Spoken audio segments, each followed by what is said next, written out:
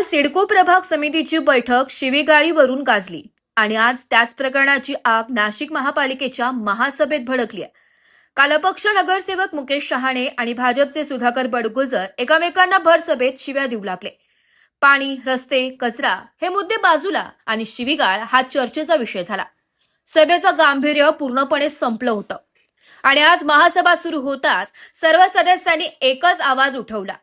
मागणी एकच होती, या दोन्ही नगरसेवकांवर तात्काळ कारवाई व्हावी, त्यांना निलंबित करण्यात यावं। सभागृहात एकच चर्चा होती।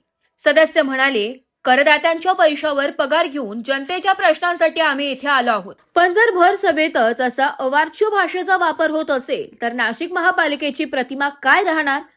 या सर्व सदस्यांच्या मागणीला महापौर हिमगौरी आहेरडके यांनीही पूर्ण समर्थन दिलंय। त्यांनी हे प्रकरण अतिशय निंदनीय असल्याचं सांगितलं आणि पुढे कडक इशारा दिलाय।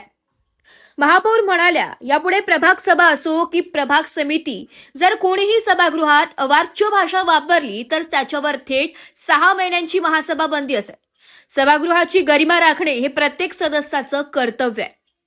त्यांनी पुढे स्पष्ट केलंय, आज सदस्यांनी दोन्ही नगरसेवकांच्या निलंबनाची जी मागणी केली आहे ती योग्य आहे।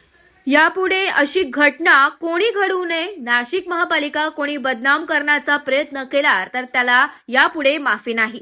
महापौरांनी सदस्यांना आठवण करून दिली, नागरिकांनी तुम्हाला सभागृहात का पाठवलंय? त्यांच्या समस्या सोडविण्यासाठी, एकमेकांशी भांडण्यासाठी नाही। काल चिखलफेक, आज निलंबनाची मागणी। प्रश्न तोच आहे, विकास कधी होणार?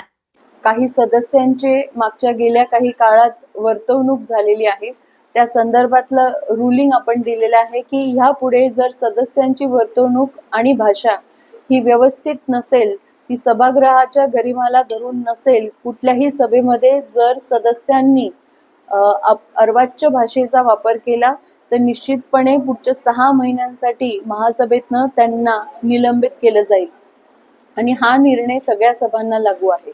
त्यामुळे असं नाहीये की महासभेत गैरवर्तणूक केली किंवा एका विशिष्ट सभेत केली, कुठल्याही सभेमध्ये। खरं तर नाशिकमध्ये महिलांचा, आपल्या भारतीय संस्कृतीमध्ये देखील महिलांना हे अनन्यसाधारण असं महत्व आहे, असाधारण असं महत्व आहे आणि त्या गोष्टी करता आपण भारत माता म्हणतो आणि त्यामुळे मातेचा दर्जा आपल्या भूमीला आपण दिलेला आहे आणि अशा वातावरणामध्ये, अशा संस्कृतीत वाढलेल्या असताना अर्वाच्य भाषा सदस्यांकडनं कधीही खपवून घेतली जाणार नाही, हा प्रथम निर्णय होता।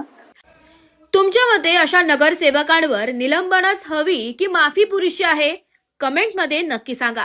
अशाच ग्राउंड रिपोर्टसाठी समाचार टुडेला सबस्क्राईब करा। SG मणियार, समाचार टुडे, नाशिक।